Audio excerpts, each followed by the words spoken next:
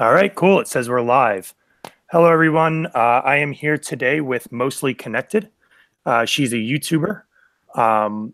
She started her channel kind of talking about Jordan Peterson, and as a way to sort herself out, which any Jordan Peterson fan will know that's a term coined and made popular by Jordan Peterson. She also talks about mental, neurological, and physical health. So yeah, meet Mostly Connected. Say hello. Hi. Well, thank you for having me on here. It was good to meet you. Yeah, I sort of have been doing a lot of different things with this channel. I think because I'm sort of mid-sort process in the sorting myself out bit. But I talk about health issues because I've been dealing with some sort of weird health complications.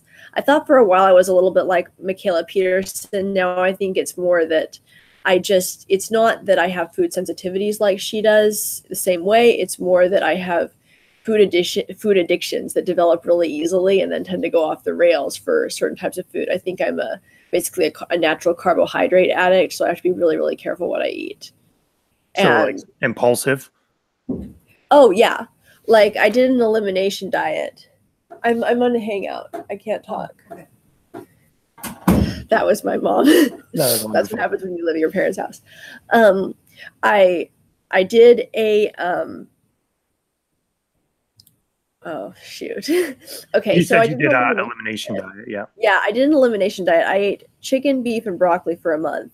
And then recently I added back in potatoes, but of course I went for processed potatoes and I discovered, well, at least with processed potatoes, I can't eat potato chips and French fries anymore because I add them in and all of a sudden within hours I'm craving and eating the rest of the bag.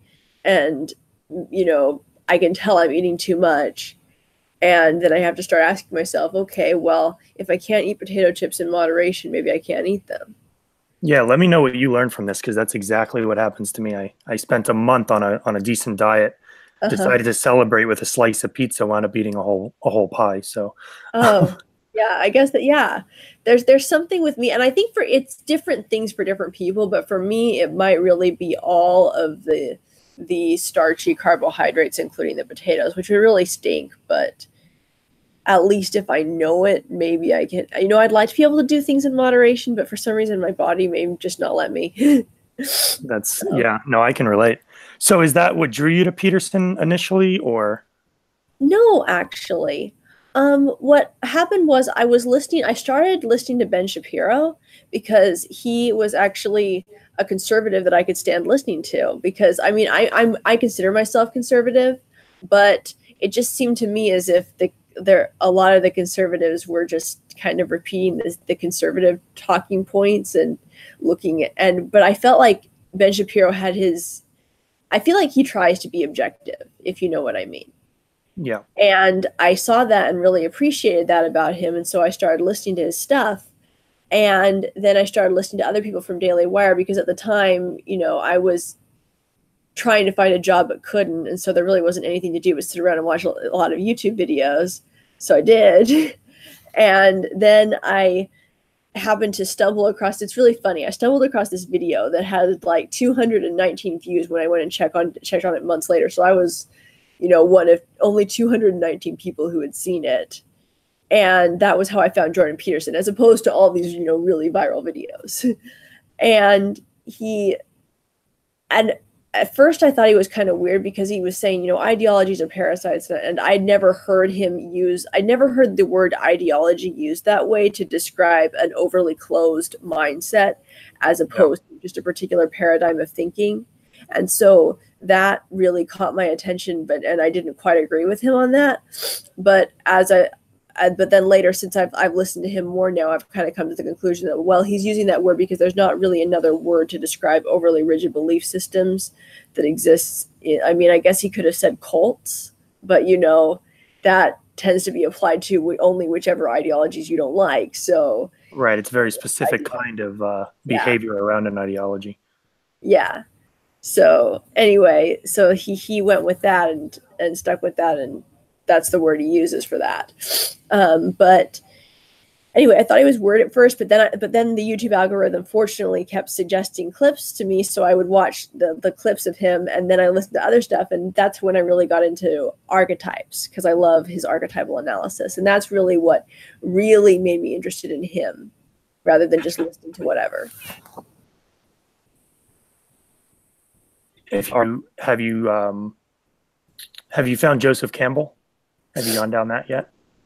No, I haven't really. I've sort of stayed with Jordan Peterson. I mean, I know he's pulling from, like, I know he's doing the same sort of things that a lot of other people do, and I know that a lot of what he says comes from Carl Jung, and so a lot of people will say, well, he's just repeating what other people said, which, you know, but isn't almost everybody. It's just, but I think he's making a lot of this information clearer for a lot of people, and connecting to and saying it in ways that people are understanding it for the first time. I know he's helped me to understand a lot of things better for the first time, and so that's what I feel like his strength is, and that's one of the main reasons I like him. Besides just that he just seems to be a genuine person, and even in cases where it's hard to be genuine. I would have to agree. There's like he articulates really well, and for the first time in my life, I've been hearing people refer to themselves as cultural Christians. So they're like Christian atheists now out there, which I've heard of Jewish atheists and cultural Jews. Complete oxymoron, and that's why it's funny. But you look at it and you're going, oh, okay, well, but I mean, I think that I can see why people come to that perspective, because you don't want to just, because I feel like a lot of people, and this is what a lot of Christians don't get, is that for people who don't believe in God, often it's really not about not wanting to believe in God. It's about looking at the universe and saying, seriously, you know, seriously, and you want me to believe in the Bible, when there's so much evidence that so much more is going on than what was written in the Bible, and the Bible just seems to be a story that was written back by people who did not understand what was going on. Right, and then Peterson comes along, and like for me, that was always my kind of line of thinking. I get what you're getting at. And Peterson comes along and it's like, well, you don't have to believe in these stories truthfully. They just are stories that represent some truth of humanity that can only be expressed through storytelling. And you're like, okay, well, let me listen to it again. And then you listen to it and you're like, wow, that's profound. Yeah, yeah. And I've been having pretty weekly discussions about religion with people, because I host and here's like a small little plug, and then we'll go back to you. But I host a Jordan Peterson meetup, and every 2 weeks we do it in Raleigh, and it's like 12 people show up, and then the in between weeks we do another city, Durham. So we've been pretty, and people there, of course, there are atheists, there are like fundamental Christians, there are conservatives, there are liberals. It's very diverse. That's so cool. Yeah, so I find it interesting when I meet anybody who's a Jordan Peterson fan, because it's not like there's one thing I guess I can pretty reliably count on, is that they care about free speech. But other than that, their views are very, very different. Yeah. So like just now getting to meet you, would you consider yourself a Christian or no? Well, yeah, I would, but I'm Mormon, which means that most Christians, I would say, wouldn't consider me Christian. Right, that's just how it goes. You're like Christian Prime. You got your derivative of. I've got the other stuff going on that freaks people out. So. Right. But would you say you largely agree with what Peterson says about the core Christianity parts? Oh yeah. Yeah, I do. I kind of feel like like all the psychological stuff he's pulled out of the Bible, all those psychological insights, they seem to be good insights. They seem to be helpful insights. And so I would say that to me it sounds good. It just all sounds good. I think, in fact, one of the things that I sort of got interested in after he said that was to see if I could see archetypal stories in the Book of Mormon as well, because Mormons do believe that the Bible is scripture as well, but it's just we have the Book of Mormon too and some other scriptures. And so the Book of Mormon has some interesting archetypal stories too, actually. And that was interesting to kind of go through and see.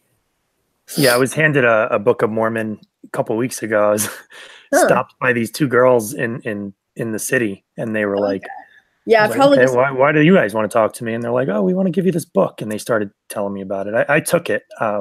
I don't know if I'll ever read it, but I Yeah. did take it. Yeah, well, it's there. Yeah, you probably got stopped by the sister missionaries. I actually used to be one. In fact, that's actually how I got my name, actually. Like the beginning of how I got this name Oh that I yeah, have. I told you I was going to ask you, and I completely forgot. What is Mostly Connected? What is that about? Okay, so mostly, basically, I served a mission in another country, and while I was there, they had to kind of like transcribe my name into another language. And the way my last name, because elders and sisters go by their last names, so the way my last name came out with the way they chose to transcribe it, um, when I was actually in the other country, it came out meaning something that, like, the first translation I heard for it was mostly.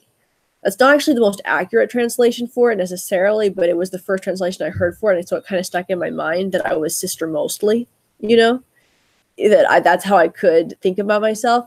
And so I thought, mostly plus another word, like that just sounds like a good title for something, And I thought about Mostly Normal for a long time because I had thought that I was because my family, we just have neurological conditions in our family and so forth, and just things. We are definitely not quite a normal family, and I wasn't quite normal, and that's actually a reason that I struggled a lot on my mission because I really didn't fit in. But when so when I wanted to do the YouTube channel, I thought, well, Mostly Normal. Let's see if Mostly Normal exists. Well, there was already a channel called Mostly Normal, so then I thought, and then I looked Mostly Connected, and Mostly Connected didn't exist yet. So I went with Mostly Connected, and I was able to get it everywhere I wanted it. Yeah, I noticed. Your Twitter handle was Mostly Connected. So. Yeah. And do you want to plug anything else? I put some links in the description, by the way, so people can find you if they find anything you're saying interesting. There's your Twitter, there's your YouTube. Is there anywhere else people can find you? I have a Reddit account. I also have a Discord account, but I haven't done a whole lot of things on Discord. I joined Kermit's Book Club, but I haven't actually done anything for Kermit's Book Club. I made a Discord account for them and then just didn't do anything with them because I got sidetracked by other stuff. Gotcha. But, yeah. Okay, cool. So let's go to the comments for a second. One, so we can do some shout outs. I got some of my friends in there, which is cool. I like to thank them for actually tuning in live because some friends can't, so they'll watch it later. But yeah. And then we can kind of pull from the comments. So you guys should start asking questions now if you have some, and we'll do it again later. So Brian said hi. Thanks for coming in, Brian. It's so funny. Sometimes you post things and you expect certain friends to show up. I didn't know Brian would show up, so I really appreciate it. Stan, of course, I knew was going to come. Stan's a good friend. We met online. Do you know Roaming Millennial, by the way? Oh yeah, I know. Yeah, so we're both patrons of hers. So. Okay. What's up, Brian? And Serious Duffer, who I've interviewed twice on this channel. So thank you for coming on in. My Uncle Joe, how's it going? Let's see. I'll just kind of scroll to the bottom because a lot of these messages were like in between our talking, so I don't know what they relate to. Sirius says, there's nothing wrong with having an eclectic interest in multiple modes or ways of thinking, especially when it comes to looking at commonalities and difference in their makeup or structure. And then he also says, provided that you can be equally critically minded towards each of them, LOL. Not the easiest things to do. Yeah. And then Brian said, my pleasure. Cool. So there's not a ton of activity. I just wanted to say thanks to everyone there. Yeah, just at least look over it. Absolutely. So, okay. So you mentioned, you said for your channel, you talk about mental, neurological, physical health. And now you mentioned the neurological thing again. Do you want to talk about that at all? What's the neurological aspect of things? So growing up, my sister was diagnosed with autism, and it was more severe when she was younger. I've talked about this in other videos, so I know I can talk about it now. Basically, she would scream for hours a day at different points when things were really bad. She had a hard time communicating with people at all. Like when she was 4 or 5, if you asked her what her name was, she'd say her name back 1 in 10 times. And about half the time she would echo her name back at, like echo like what's your name back at you, and the other half of the time she pretended she it would be like she was deaf, no response whatsoever. And Interesting. so yeah, so she wouldn't really be able to have conversation with people. Now she did progress. Most autistic kids actually do have a jump in functionality where they appear to catch up to their peers somewhat, just not completely in terms of communication. She did better than most because my mom found a really good therapy organization to work with. And so she actually really progressed quite a lot. And now she has a full-time job, although she's, it's not perfect, but she does have a full-time job. And she's done a lot. She got a cosmetology license. It's hard for her because she doesn't have the social skills that most people have. So that's the case. And then that really affected, I guess, how I kind of see neurological issues growing up, because when your sister's obviously different from most people, that changes how you view things. My brother, he was diagnosed with Asperger's, ADHD, and speech delay. That was back when Asperger's was a separate diagnosis. Now they just all on the autism spectrum. Then for me, I probably have enough symptoms that I could be diagnosed with high functioning autism, because people don't realize this, but it shows up differently in women for the most part, because women in general are more agreeable, right? So we tend to, when we realize people aren't responding well to us socially, we are more likely than men to sort of just be quiet. And so a lot of times I think women that are on the high end of the autism spectrum are actually getting diagnosed with social anxiety or depression first, because they're just really good at being quiet. And so nobody, including them, realizes that it's not just because they are scared, it's because they're scared because they have a reason to be scared. So you're suggesting that the differences between men and women even extend to autistic men and autistic women? Oh, well, yeah, they do, because it just makes sense that they would. I agree, yeah. Yeah. But it affects how well people can perceive what's wrong with women. And I think with women, it's sometimes harder to get the correct diagnosis for what's going wrong with you, because you get so good at trying to work around whatever it is for the sake of pleasing people around you, that you might not even realize yourself that that's what you're doing sometimes for really agreeable people, And I mean, it's true for guys too, who are super agreeable, but where do you fall in terms of agreeableness? Oh, I'm super agreeable, I think. I have my moments where I just kind of lose it, but other than that, I'm just super, super agreeable. Have you done the Big Five personality test? No, I haven't. So I don't know exactly where I am. It's all just, generalities.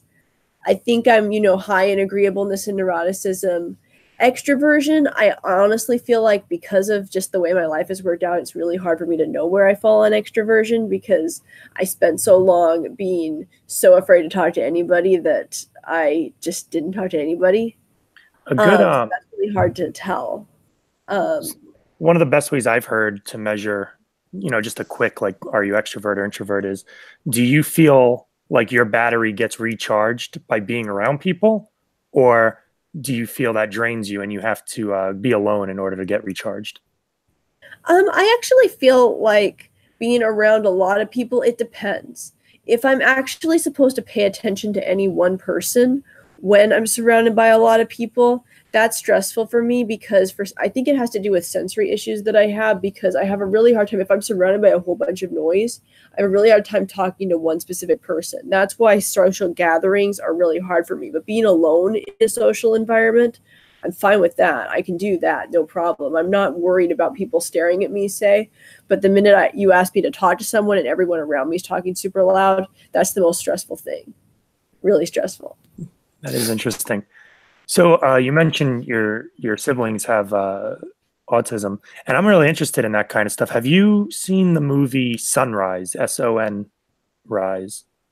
No, I haven't. In fact, I don't think I've heard of it.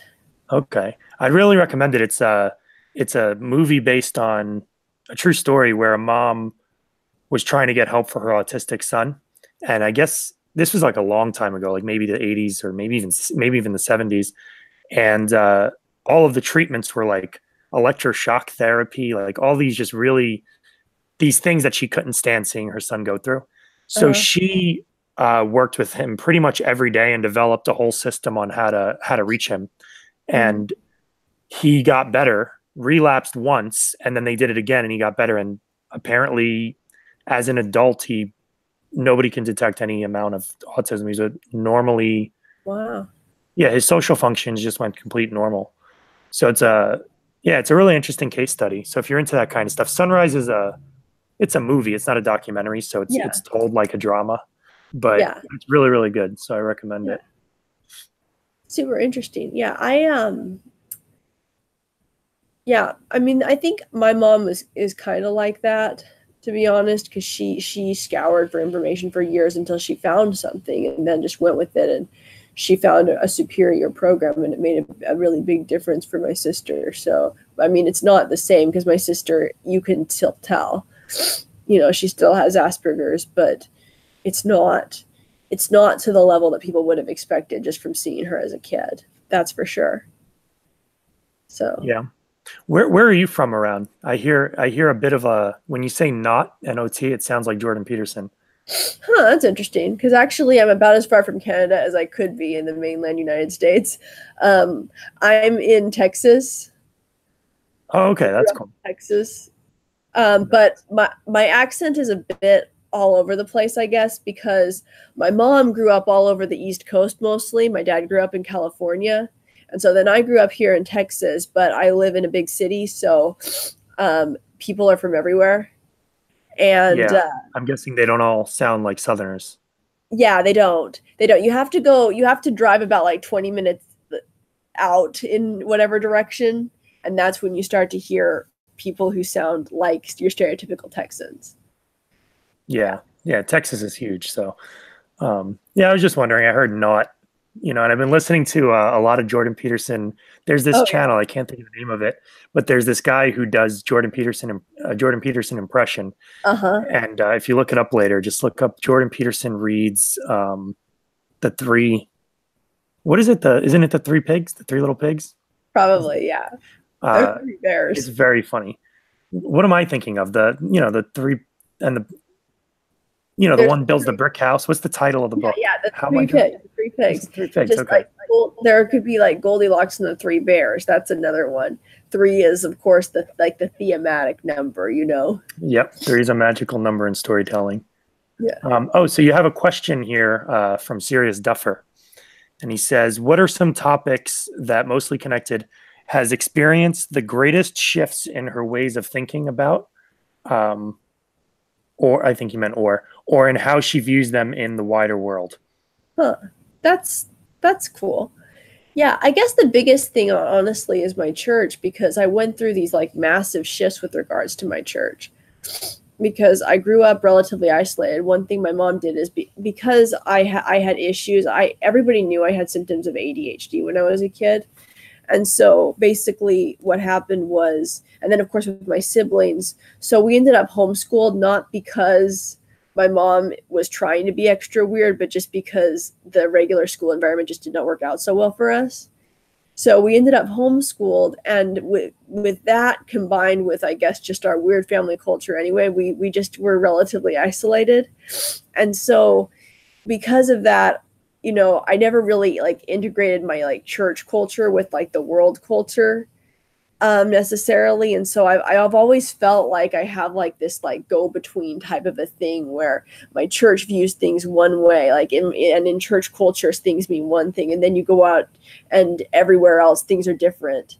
And then and obviously church culture is conservative, so it's kind of like you've got the church culture, and then you've got the mainstream culture, and then now you've got like the ultra, the left media stuff, and that like there's too much of a gap between that and church culture and church doctrine to really have that much of a conversation at all, it feels like, and that's kind of frustrating. But then one of the things that I've kind of learned, because when I was younger I was just really good girl that just was trying to do everything by the book, but then of course you realize By the Book of Mormon. where like the books aren't good enough, like basically it really bugged me for the longest time that um that my church will talk about, like, the 7,000-year cycle, like, because it says 6,000 years in the Bible, and the millennium is supposed to be, the millennium is supposed to be 1,000 years, right? Okay, Well, yeah, millennium is 1,000 years. yeah. Yeah, but like the millennium, like after Christ comes, then the millennium, 1,000 years after Christ comes. So like there's supposed to be like a 7,000-year cycle that my church talks about. That like that's supposed to be what the book of Revelation is talking about when they talk about the book with the 7 seals. And it really frustrated me, because you look at the history of the world, you're like, but we have evidence of human activity before 7,000, like the 6,000 years ago. What the heck is going on? Like, this doesn't make any sense. Like, the history seems to go back farther than that. Like, what's going on? So there was a point in your life where you started questioning well, yeah, and there's no answer. Like, there's no real answer that anybody can give you, because they can tell you, oh, sure, feel free to like bring up what I said with the other group. Like, I went to BYU, which is a university run by my church, and the biologist there who, gave really up-to-date information about the DNA evidence for evolution. So at that point, I'm like, okay, yeah, at this point, like, no reasonable God would ever make it look like, do all this stuff to make it look like people, like, this evolution was a thing. It's all a trick. God's a troll. Oh gosh, that's awful. Yeah, like could God have technically created the world like the way it said in the Bible, but made it look like it wasn't? Like, yeah, he could have, but would he have? No, like that would be just the most dishonest thing for God to do ever. Okay, so yeah, evolution is a thing. But the thing is, and the geological record, that like there's just more and more stuff that corroborates it. So I don't see, like, I don't want to be close-minded about that. But then at the same time, the church talks so much about this cycle that you're like, what the heck? Just what the heck? And there didn't seem to be like any way to connect them, because it seems like contradictory information. And so that just would really just drive me crazy. So crazy. Yeah, I think you experience like an existential cognitive dissonance. Well, yeah, exactly. But the thing is, the thing about it, so I mean, and I think that's the kind of thing that, it can cause people to, walk away, but it doesn't seem right to like, and I think this is what it comes down to. It came down to, it's something related to what Jordan Peterson talks about, how, there's like sort of the moral archetypal truth, like the stuff that you feel like it's true because of how it helps your life. And then the stuff that you think is true because of scientific facts. Like the stuff you think, I guess it's the better start, like the stuff you think is true and the stuff you feel is true. And the stuff you feel is true has to do with, those stories and the connections and the things that just make sense, on a story level and on a thematic level and on there are patterns of things that keep happening level. Yeah, but it presents to you things that you want in your life, and you like to believe that if I just behave this way, maybe I'll get them. Yeah, exactly. And it's not along the lines of like, it's 100% sure. It's more along the lines of, these are general patterns of things that generally happen. Doesn't mean it for sure will, but, generally speaking, these types of things tend to happen. And that's kind of cool that there's a way to describe that. And there are things that feel true because of that.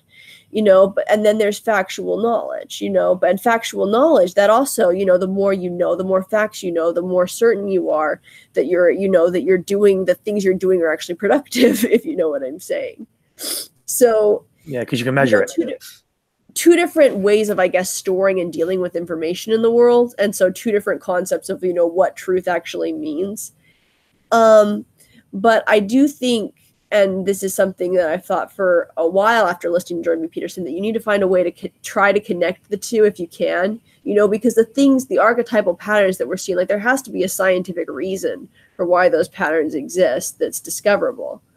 If there just has to be. So yeah, well, some people would say there doesn't have to be, that it's metaphysical, it's God or something, but I'm more in the camp of I can see the value of these archetypal stories. And Joseph Campbell, who I brought up earlier, he's the one who did a cross-cultural study, and he found that stories all around the world and across time, the ones that survived had common elements. One of the most famous ones being the hero's journey. And it's like, well, just like 99% of species went extinct, it seems like 99% of all stories have also gone extinct. So the few that survived seem to have survived for some reason, and it would seem that it's embedded, that reason is embedded somewhere in the physical world. Yeah, Well, yeah. if you're somebody like me, I only believe in the physical world, but I do think that, like these stories, things like religion are kind of, they're shortcuts to, Uh-huh. you could spend your entire life, and I guess mankind can spend their entire existence trying to figure out why these things are true, but we've created these shortcuts through stories that if we just behave as though they are true, we'll do fine. Right. Well, and I think part of it is like what's the fastest thing within our brains to store things, because yeah, factual information is useful, but there are some types of useful information that are not most usefully stored as a bunch of facts, because the connections between the facts also matter.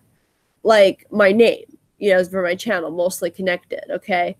It, like, if you were just to sift through the facts, you would never know why I'd picked that name. But it's when you know what facts to look for, because you know me, that you can see why I picked that name, and that's why it's valuable to me. And there's all sorts of things like that about people, and that's why it's interesting to get to know people, because then you find out all sorts of random cool stuff about them that you're like, I never would have thought of that as being interesting, but all of a sudden it is, because you find it interesting. It was because of this weird thing that happened to you once, and now it's super interesting. So just things like that. And that seems to relate to, and I'm not going to try to pretend like I fully understand the idea of deconstruction in a postmodernist lens, but when you said, like, if I just looked at your username, Mostly Connected, and I tried to figure out what it means, I would probably never get it. And I think that's kind of my turnoff, and assuming I'm understanding deconstruction properly, to deconstruction, because the idea is, as far as I understand it, you just look at a text and you forget about the author, you forget about as much context as you can, and you just break it down by its words and try to make sense of it.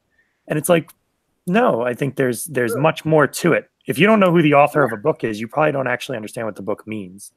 Well, yeah, because what it is, have you ever seen, actually, there's a really cool example of the theoretical way this could happen in the show Doctor Who. Have you ever seen the episode Don't Blink of Doctor Who?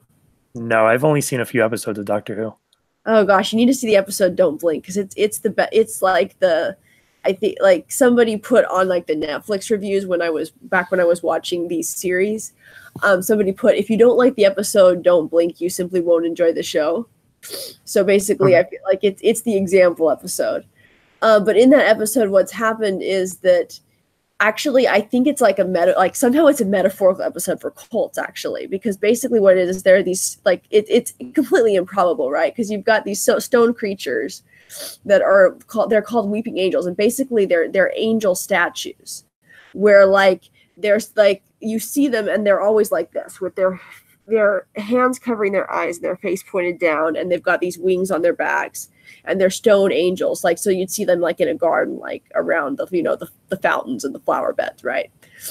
So that's what they are, but they're these life-size stone weeping angels, and they can only move if no one's looking at them. So, like, the minute someone looks at them, they turn to stone. It's like in Mario, the booze, the ghosts. Do you play? I guess. Yeah, but I'm really, really sheltered when it comes to video games. Like, I no video games in my house growing up, so I can't play video games at all now. But they have a character called a boo. It's a ghost, and if you turn your back to it, it'll come at you. But once you face it, it covers its face. So I wonder if that's some sort of. I wonder if both of those took from like a popular old story or something. Yeah, or if it's just kind of something that sounds cool because of archetypal stuff. Because get this, like, they're like people who are overly entrenched in their ideologies, though. Because here's what they do: basically, they come up to people, and the way they kill you, at least at first, though they show up in multiple episodes afterward, but the way they kill you, quote unquote, kill you, is by sucking, like, potential out of you and sending you back in time. So you always wind up, like, at a particular year that wasn't the year you started in, that's in the past of where you started. And you have no potential. So, like, is that what you said? They suck the potential out of you? well, like I get, like I don't. They suck your potential to go farther into the future, if you know what I mean, because Oh, then okay. you're still stuck like the age you were, but you're farther back in time, and you can't get back forward unless you have a time machine like Doctor Who. But his issue is that his they separated him from his TARDIS, so he can't get back to it. So what he does is he films himself with his camera in 1979, which is where he's stuck, and he somehow gets it so that all of his videos like show up in this set of DVDs. And it turns out the 17 DVDs that he's made, like the Easter egg show up in, they all belong to this one girl. They are the only 17 DVDs she owns. Oh, And it's interesting. because they pass back and forth a list of what DVDs she would own. But Gotcha. in the end, she ends up helping him and like saving the day. Basically. Okay. And And wait, so, how did this? Oh, God. what'd you say? I'm trying to remember how this topic came up.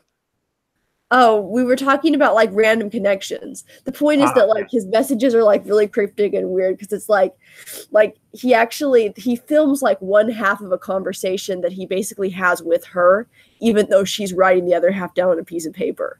Like it's wild. It's like, I'm a time traveler. Couple minutes of seconds of silence, and then then he says something else. Like it sounds so random when you hear it, but then you hear the other half of the conversation, it makes sense. Right. And it was So, only them two that would understand it. If anybody yeah. else saw the DVD, they'd just think it Yeah, was. if anyone else saw the DVD, they'd think it was just a weird Easter egg. But because he said like the things that sounded so weird, it was cool because then people were walking around with like T-shirts that said things like "The angels have stolen my blue box," because it sounds so random. Yeah, But that is. yeah, it was I awesome. bet you does that shirt. I bet you that shirt exists in real life.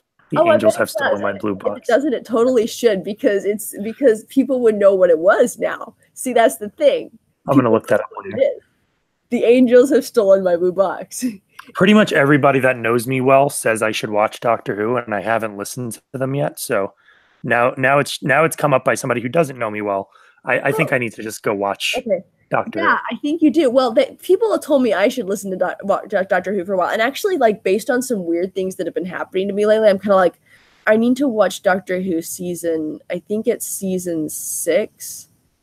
Yeah, because season 6, a lot of weird stuff happens to Doctor Who that is like similar to weird stuff that's been happening in my life, and so part of me is like, You're will the next I? Doctor.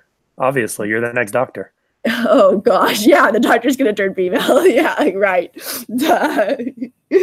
Yeah, that makes perfect sense because the Doctor is female right now, actually. Yeah, I heard They, about that. they I rebranded. didn't care because I have no attachment to the show, but I know a lot of Right. people were like worried that it was just Well, political. yeah. Yeah, well, here's what they kind of wrote themselves into a position where they had to because they had the Doctor mention that sometimes when the Time Lords get reincarnated, like or whatever, they regenerate. That's the best word for it. That's what the actual word they use in the show. When the Time Lords regenerate, there was somebody else who was mostly a man, but had actually like gone through like regenerations of being a woman. And so because they said that it could happen, they kind of had to make it happen. But the problem is, I don't think that the people who are running the media realize that you can't change the genders of the characters without rebranding the show. Because with the Doctor, the way he works is that most of the guys who are watching the show are going to be trying to think like, "Ooh, yeah, I could be like the Doctor," and most of the women who are watching the show are thinking, is that guy attractive or not? Do I like? No. Like that's because, and so then you change the gender of the Doctor, and that changes everything for everyone because most people are, their whole perception of the Doctor, like whether they want to embody the Doctor or fall in love with the Doctor, that completely changes. And Yeah, so which seems to align with a lot of the, well, lack of a better term, lefty ideology now. yeah, yeah, The so it's whole, like men are women, women are men it's thing. not that it's bad. It's not that it's bad for the Doctor to be a woman. It's just that if the Doctor's been a guy through every single iteration up to this point, you've built a fan base based on the idea that the Doctor's going to be a guy. And so changing the Doctor to a woman, it's not necessarily bad, but it's a non-trivial change. And I'm not sure that the far left gets things like that. Yeah, and now they're casting Idris. I always say his name wrong, but the new James Bond is going to be black. Did you hear Hmm. about that? Hmm. And as That far as I understand with James Bond, he's not like a new agent. It's the same character. So I right. mean, I don't really care. Well, I don't. yeah, I don't They actually changed his really whole care. person anyway. That one I think is less of a thing because I feel like, to be honest, I feel like ultimately race is kind of less fundamentally important biologically speaking than gender, just because, you know, ultimately I feel like if the human race just progresses naturally, eventually we'll intermarry or, interbreed so much that we'll be pretty homogenous anyway, you'd think. So I'm just, Possible, yeah. but when it comes to, well, I mean, now that travel is the way it is. I mean, if we were to isolate ourselves, like move to other planets, that'd be one thing. If we're if as long as we're on the same planet and travel is the way it is, assuming our technology, you know, is the way it is, you'd think that eventually we'd be more homogenous. We'll all just be like some middle shade of brown. Yeah, I mean that's what you'd think would happen. So, you know, it just seems kind of to me as if based on that, race is not as big or it doesn't have to be as big of a thing going forward. But gender, we'd have to completely redesign our whole reproductive process in order to get rid of gender. So Right. And yeah, like you said, how I relate to a character changes if it's a man or a woman. yeah, Because how I relate to a man changes, is different than how I relate to women. Where yeah, how I relate to a black man and a white man doesn't really matter. Their culture matters more to me than their race does.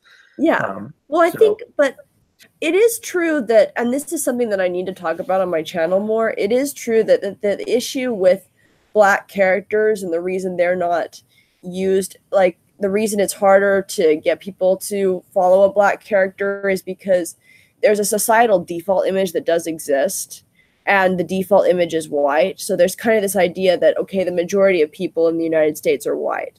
Therefore, if we use a white character, that is the official, like that's the best archetypal character example because we know the story isn't going to be about the fact that the character is black. If the character is black, you kind of feel like the story has to now be about the fact that the character is black. I certainly feel that way now, ever since like all this affirmative action stuff and all this push to like have people represented. It's like the minute, yeah, you're right. The minute I see like a change to a black character, I feel like there's a political drive beneath it.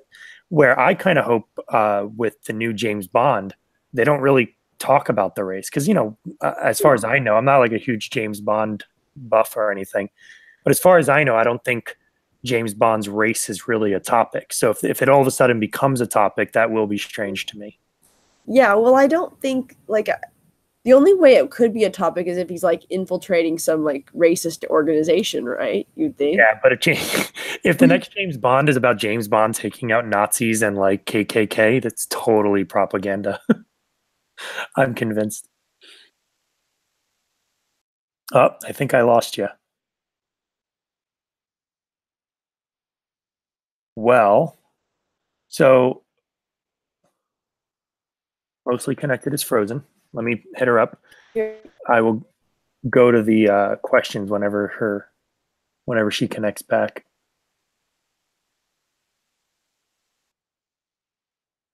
Because I see some activity in the chat, which is really exciting to me.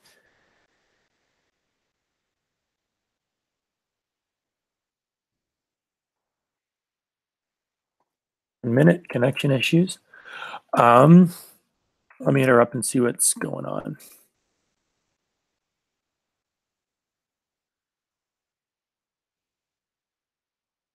Everybody for who is tuned in live. Makes me feel special. 6 people watching is a lot for me. Oh gosh. Oh, you're back. Yeah, sorry. I don't know. I could still hear you, but I was frozen for you, so I disappeared and went back in. Okay, no problem. Well, let's use that to go to the chat real quick and see if there's any questions. Oh, my Alexa hasn't been able to connect to my Wi-Fi for the last week. Okay. You hear her? Did that No. come through? Okay. So it's so creepy. Like I'm just on a live stream or I'm hanging out, and then Alexa just starts talking. I didn't prompt her. So what do we got here? I guess there was some back. So Stan says, when it comes to organized religion, logical thought generally contradicts what they teach. of course, they are teaching you their views on it, not necessarily what it was meant to be. Yeah, I think Yeah. that's fair to say. Like it's hard to know um, when they wrote the Christian Bible, or even, well, I guess Mormon is much younger, so it's a little easier to know, I suppose. But it's Well, hard to know when that, they wrote yeah. the Old Testament, especially the New Testament, Oh, yeah, yeah. what they actually were trying to convey. So I think, to Stan's point, you have people uh, teaching their interpretation of it, which might not be the initial. Yeah, exactly. Exactly. Yeah, I think there are a lot of people who just kind of take the first idea that they get about how something might be supposed to mean and kind of run with it and just ignore anything anybody else says. And that causes issues and it causes arguments even within the churches. And it's not so fun. Yeah, it's interesting. I've heard I remember when I was much more of a staunch atheist, um, the whole idea of rereading the Bible where Satan is the good guy appealed to me. You Huh. know, because like the snake in Genesis, he tells him, well, surely you should be allowed to eat from the tree. You're just gonna know more stuff. That's okay. And I'm like, well, that guy sounds cool. I like him. Yeah. Well, you But know something actually that's interesting because the way the way my church interprets that story is kind of different from the way most Christians interpret the story, because I think most Christians interpret it as a sense of like the fall was just bad. Like that's all, it was just bad. But we kind of interpret it as a sort of like it had to happen because otherwise it's actually seen as good that it has happened in a way. It's kind of along right, the lines of, it was essential. yeah, like basically if Adam and Eve hadn't done it, they would have been just like forever, everything would have been the same forever. And like nothing would have ever changed. And they would have just like never learned anything new. And they would have just basically sat in the Garden of Eden forever and been really bored. And so basically, like the only way out of the boredom was to fall. Yeah, I So, saw a funny like animated video on YouTube where they were exploring what would have happened if they never ate from the Garden of Eden. okay. And since they never died, but they could reproduce, they were and since reproduction didn't hurt, they just reproduced a bunch, and eventually Earth was just caked with humans. Oh gosh. Okay. It was That's pretty fun. not It was funny. that's not what my church thinks would have happened. The idea with my church was that they think that actually they couldn't actually that they couldn't reproduce until after the fall. Like the only way they could reproduce was after the fall. And so Gotcha. part of the reason that, and actually because of that, they look at like what God said to Adam and Eve as sort of a contradiction, because except I would have to read and see like which source was said and what, because I know that they come from different sources, and maybe the sources, like the timing wasn't like the different, you know, there's the different sources that it comes from. So you'd have to decide whether it was really a contradiction or not, depending on if you believe that God said something at a different time, then the Bible makes it look like he said it. But basically what he, like the way it would work is that like God said, in one hand, he said, be fruitful and multiply and replenish the earth. But on the other hand, he says, don't eat the fruit of the tree. But you Of that can't tree, be fruitful and specifically multiply. that one tree. Yeah. Yeah. It was specifically that one tree. But he says you can't, like, be fruitful and multiply, but on the other hand, don't eat the fruit that's the fruit you have to eat in order to be fruitful and multiply. So basically, Oh, I which see. commandment are you going to keep? You know? And then the serpent comes along, and which is, you know, basically the serpent asked by Satan. And so serpent like slithers up and is like, yeah, you know, you eat the fruit of the tree. And you know, so you think about it, and it's more like in that case of like Eve actually just makes a decision to do something. Like if that's the state she was in, then maybe that's what was going on. She decides to do something, and that's never been, that like literally has never been done before, because nobody's done anything before, right? They've just sat around the Garden of Eden, but she does it, and then the world starts. Right. Well, and something, and this is why I like Peterson's approach. And I don't know if this is a pattern I've been noticing when Peterson describes things, and I think this extends to the Bible. Uh-huh. He describes it more as descriptive instead of prescriptive. Uh-huh. So if you think of even just Genesis as just a description of what human is, you know, human is we give into temptation.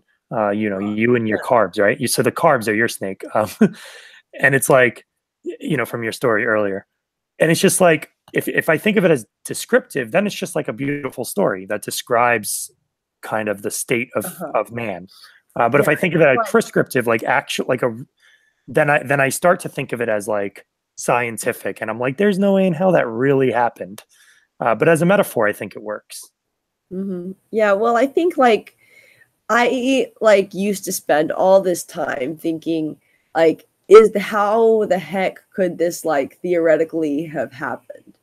And I've had some ideas recently that have made me like feel a little bit like better about it and think, okay, well maybe like I'm starting to see how maybe it could have been ended. But no, I don't think that we all like originated from like the same biological at like one couple of ancestors. You know what I mean? Like the DNA evidence just does not back that up. So I don't think that's what happened. Um, so I think you kind of have to look at it as like a physical versus spiritual type of a thing, where like Yeah. physically we know where our ancestors come from. I mean, we can do the tracing back. Spiritually, though, you know, we look to these stories and we find information about what we're like I guess you would say psychologically, what we're like. And that seems to be like the main thing that we can pull from these stories is like other information aside, if we don't have any more information on, you know, what else to pull from them, it just seems like psychological information is the best stuff we can pull from them. Yeah, and that's the angle Peterson usually takes, I feel. Somebody put it beautifully. They said, uh, Jordan Peterson, how does I don't want to butcher it because it was so nice. I'm going to paraphrase it because I can't.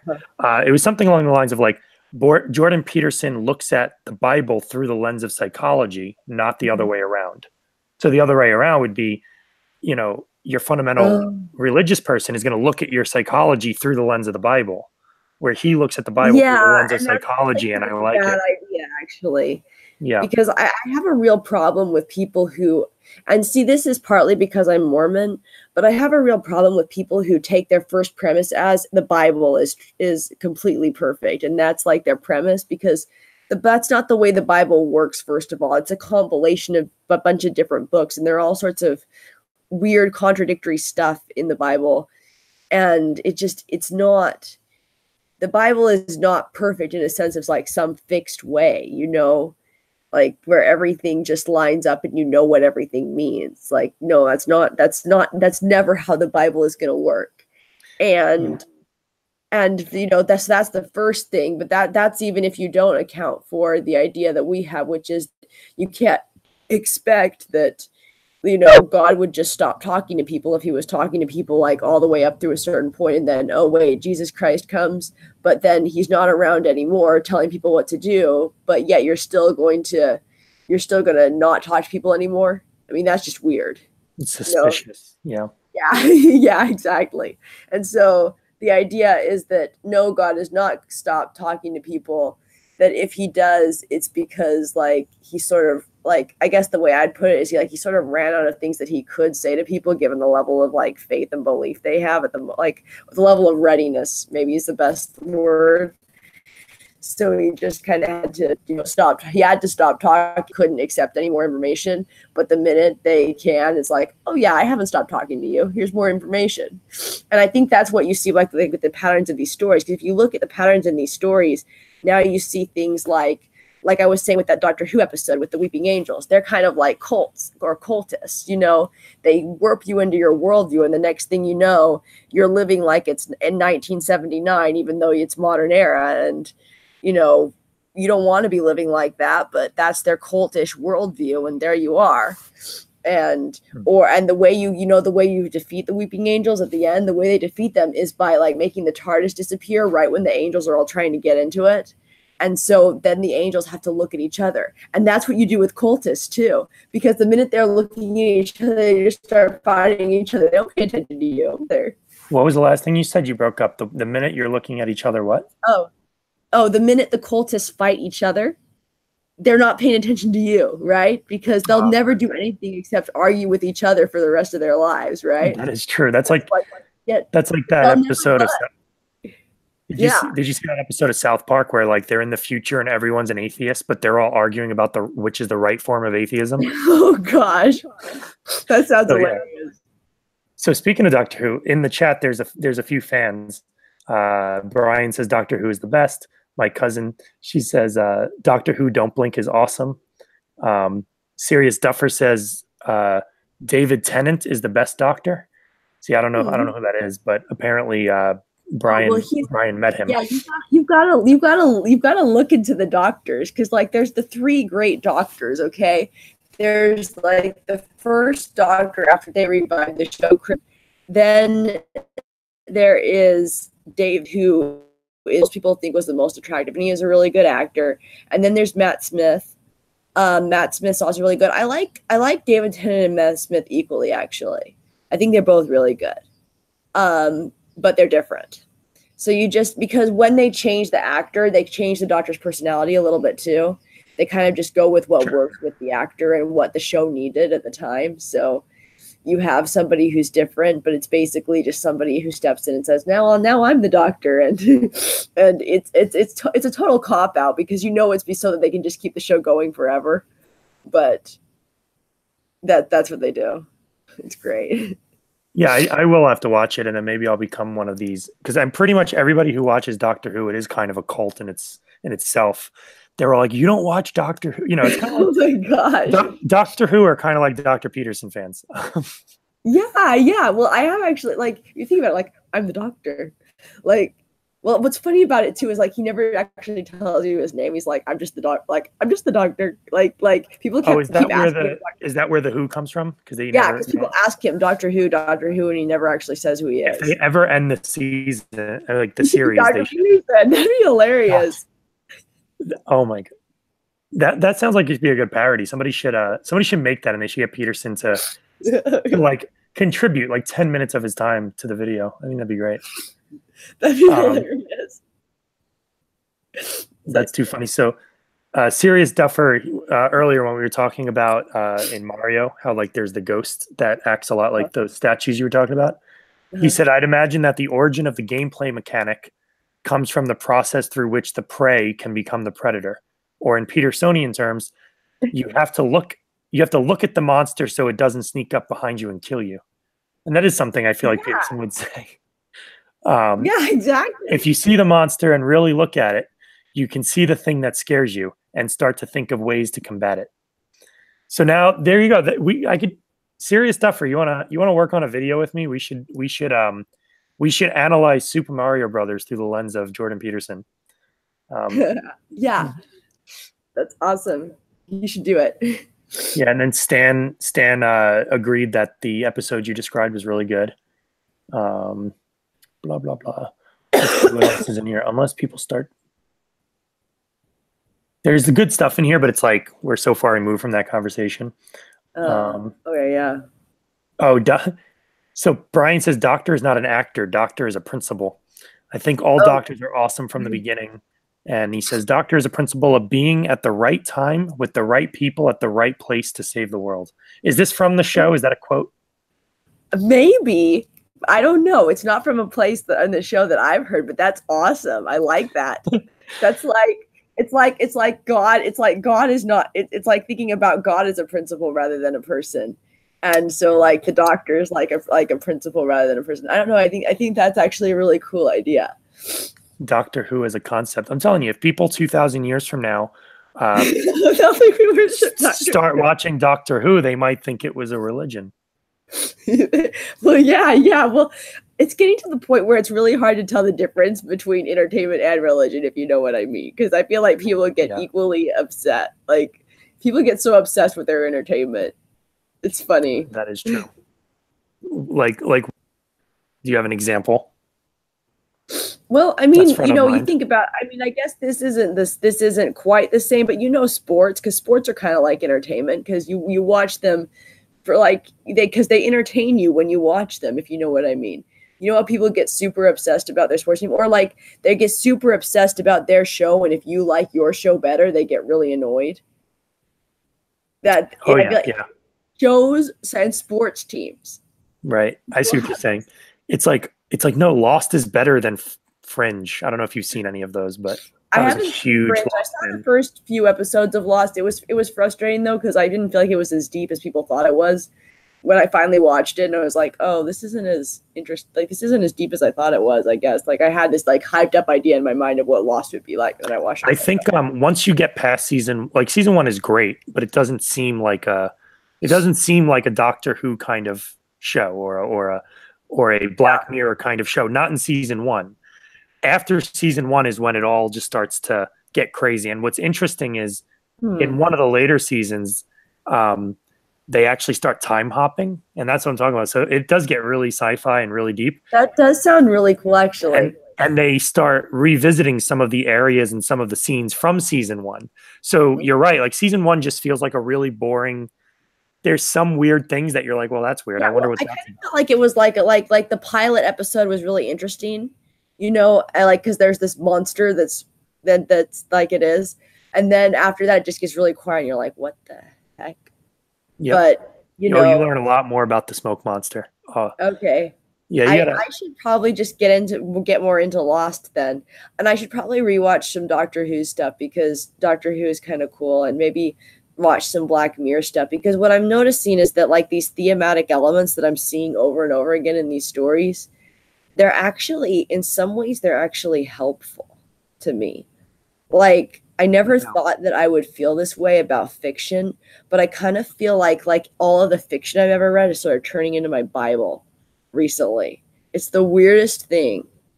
And I think that's kind of the point Peterson makes about the Bible. Even like these are stories that were captured in such a way that you are going to take something meaningful from them.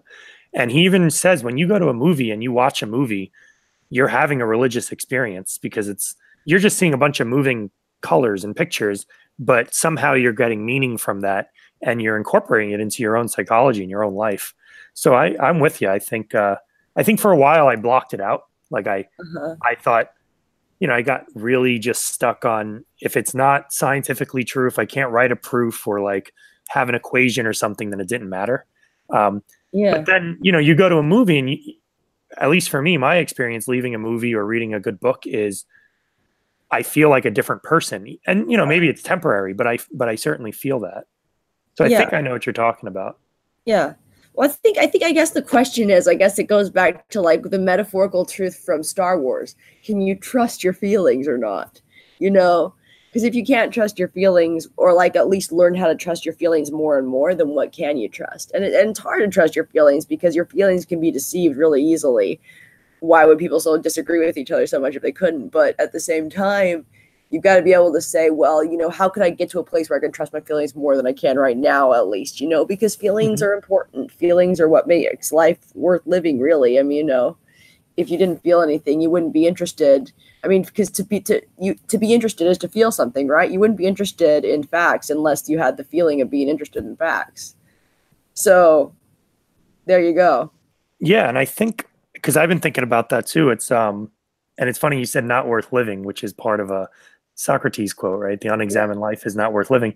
And I was thinking about virtue. Like when you say trust your feelings, I'm thinking of what Peterson says about, sometimes when you speak and you feel weaker because you're not really in aligned with the truth, or at least your truth. And I think the left has kind of really bastardized what your truth means. Yeah, your truth seems to be this like it's not your truth, it's my truth about what your truth should be. Yeah. Yeah. It's they seem to conflate reality with your truth. Like I won't too much, but when Peterson talks about it, I think he's just talking about virtue and living virtuously. I think is a really hard thing to do. Just like you said, trusting your feelings is a really hard thing to do. But I wonder if we're saying the same thing in different words. Yeah. Because I think there's two different ways to look at it. You know, one is to do what you know is right, and the other is to do what you feel is like. Because like you might know that like the law says don't do this, therefore I won't do this. You might know like what will happen to somebody if you do it. Like you know you shouldn't hit someone on the head, right? Because that person will feel pain as a result. Like that's a physical action you shouldn't do. Okay. Well, what about telling a lie about someone? Maybe it won't hurt that person, but you know that there's a good chance, like there's a chance that it will. And if people found out that you were doing it, they wouldn't like it. And so that's wrong, but it's sort of it's wrong for reasons that are harder to explain, but it's still wrong. And you still know it's wrong and you still shouldn't do it. And so I feel like there are two, like that, it's kind of like there are two different types of morality. There's the like really quick in the moment, don't kill somebody. Okay. That's like a quick in the moment, don't do it. But maybe like the other type of morality, the best way to describe it would be like, don't make someone else want to kill themselves. Okay. Like that's bad, you know? Yeah. And for me, I have a strong disgust trying to make you think about reality in a way that isn't reality. Yeah. And I don't think, I thought for a while that's what religious people were doing. I thought they were, it's kind of like Santa Claus, like they tell you about Santa Claus, knowing it's not true. I thought that's what religious people were doing with their belief, but it's not. And I've realized that now. Sometimes it is, I think, but it doesn't have to be. Right. It doesn't have to be. Like I guess what I'm saying is a lot of the people, at least the people I've been engaging with now, they truly believe it in the Petersonian sense. They behave as though the Bible is true. They behave as though God is real, right. And therefore they truly do believe it. So in a way, they are being virtuous. For them to not behave in that way would actually be less virtuous for them. Right. I think in that way, there's your truth. Because for me, what virtuous might be a little different. Yeah. Well, I think that's what it really comes down to, and that's one thing I've thought about on my channel is like. Because I came to the conclusion after listening to Jordan Peterson that the best you can expect of someone to do is what they personally think is right, right? So, someone might do something. It's like when somebody does something and they have good intentions, but then everything goes horribly wrong and it turns out that the thing they did caused something really bad to happen. You don't blame the person who did the thing. You blame, if someone's lied to that person and made the bad thing happen as a result, you blame the person who lied. Or like or maybe if it's just a chaotic situation and they made a mistake, you don't blame anyone. But like that's why, murder and manslaughter are different, I think, right? Because one of them has intent and one of them doesn't. Like I tend to forgive people more easily when they take responsibility. So well, if the person who, had good intentions, but they like fucked everything up. But they still take responsibility. If they took responsibility, I think I would react very differently to them. Yeah. Than if they were the first to be like, well, it wasn't me. It was, everybody else's fault except mine. Then I have this strong instinct to blame them, Right. Well, I think you need to take responsibility for the part you can take responsibility for, right? Because most situations, especially if you're talking about interpersonal relationships, it's really, it's the combination of things that made it turn out the way it did. But you can at least say, okay, well, maybe if I'd done this, things would have been a little bit better. Like Jordan Peterson says, maybe if I'd done this, things would have been a little bit, maybe if I'd done that, things would have been a little bit better. But it's about learning from the situation. So the next time you go into it, if you were going to go into the same situation, it would be better. Even if nobody else changed. Hopefully other people will change. But even if they don't, you'd still go in better. And I think that that's like the kind of goal of what Jordan Peterson's getting at, is that that's how you take responsibility. Like, no, you're not saying I take responsibility for every bad thing that happened. It's like, no, but I do think I could have done better. And next time I will do better if I'm ever in that situation again. That's the kind of taking responsibility that I can get behind and that I would expect from other people. And I would even say as a priority, I think if your mindset is to first take responsibility for literally everything, but then accepting that there are some things you can't take responsibility for, you're probably on a better path than if you're somebody who resolves them, who basically blames everyone else first until now they you're can't. frozen. Oh, now a I'm little bit. frozen. Can you hear me now? Yeah, the internet. Oh gosh. Hold on. Huh. Okay, now I can see you. Can you hear me now? Yeah, I can hear you now. Okay, cool. It's like the old commercials. Can you hear me now? Good. Yeah. So what were we just talking about? I lost my train of thought. Oh, Oh, I was just saying, I think there's something to be said about the order of things. Uh, if you are somebody who is willing to take full responsibility for literally everything, but then you mhm. have to like dial it back because you have to accept Yeah, like, oh, it's I easier to can't dial take back responsibility. responsibility, or like Well, you'd think it would be easier to dial back responsibility than to like extend yourself more. So you might as well like try to be prepared to take responsibility as much as possible, huh? yeah, and I That's think just the true nature of it is if you take responsibility 100% for everything that happens around you, then sometimes you'll find yourself accepting that you can't take responsibility for it. But if uh, you blame everybody around you for everything, you'll almost never be in the situation where you're going to take responsibility, you know? right, And exactly. I think if you're Jordan Peterson, you would say do more of the. It's better to overtake responsibility than to undertake it. Right. Well, part of it is that if you overtake responsibility, you know, you hope people will notice and say, "Hey, hey, hey, it's okay. Someone else can do this instead." Or no, actually, you know what? You could not have fixed this. This was just, you know, like you hope that someone will be there to say, okay, you know what? This is something that you hope that you hope that if you overextend yourself, that someone will come in and say, "Hey, you know what? Actually, it's okay." Whereas, like, if you're just taking blame, everyone will always be doing that to you anyway, and so you'll never actually know. You'll never actually know, but you'll always feel vaguely guilty inside because you'll always be thinking that you didn't take enough responsibility because you kind of know you didn't. Yeah, and And I think, at least from my own experience, if I just take responsibility, I get way more help than if I don't, which makes sense well, to me because it's like yeah, and it's the type of a thing like when you take responsibility, then people come in and they help you and they say, oh well, you know what, actually, like you don't have to be responsible for all of this, at least not right now, because I'm at least going to help you with this. And yeah, so right now I'm being responsible for this now. And so now you're sort of responsible to like check to make sure that it still gets done, but like you don't have to do it all because it's just there. yeah, and Yeah. I think people don't want their time wasted. It's like I don't want to help you if at the end you're gonna like if it's not gonna turn Yeah, out to anything exactly. good. So if I Yeah, think you're exactly. helping yourself, then it's almost like an obvious, it's a free win for me to just come in and like boost you just a little bit because you were going to succeed anyway. Might as well help you. Right. Yeah. Yeah. If you are determined to help yourself, oh gosh, I'm sorry, I have a cold, and so this my voice just went No, it's weird. okay. But I feel like if you are absolutely committed to helping yourself, then I think it's true that people just kind of come in when they start to say, well, wait a minute, this person is going to help themselves. Like this person isn't going to give up. And because this person isn't going to give up, I can afford to invest something in this person. Whereas, or in helping this person at least. Whereas if the person just seems like they're going to give up, then you become a little shaky because you don't want to invest something in a person that might just give up after you do it.